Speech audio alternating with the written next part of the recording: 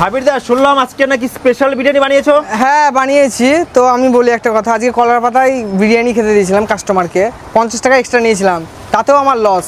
কি বলছো? হ্যাঁ, কলা পাতায় খেলে এক্সট্রা 50 টাকা আজকে? আজকের জন্য বৃষ্টির দিনে মানে স্পেশাল করে বানিয়েছিলে? স্পেশাল করে বানিয়েছিলাম। আচ্ছা, আর এই পাতায় খেলে? এই পাতা খেলে 100 টাকা। 100 টাকা? হ্ঁ। মানে বিরিয়ানি দু রকম আছে নাকি দু হাঁড়িতে? না না, একই বিরিয়ানি।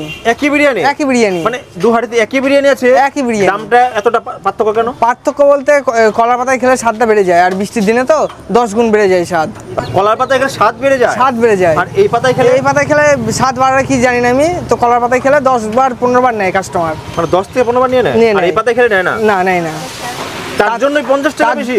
50 টাকা নেওয়ার পরেও আমার লস।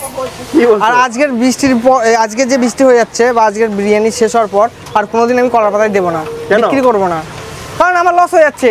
60 পিস চিকেন বিরিয়ানি বিক্রি হয়েছে, 40টা চিকেন রয়ে গেছে এখনো। রাইস সব শেষ। রাইস শেষ? রাইস সব খেয়ে নিয়েছে? সব খেয়ে নিয়েছে কাস্টমার।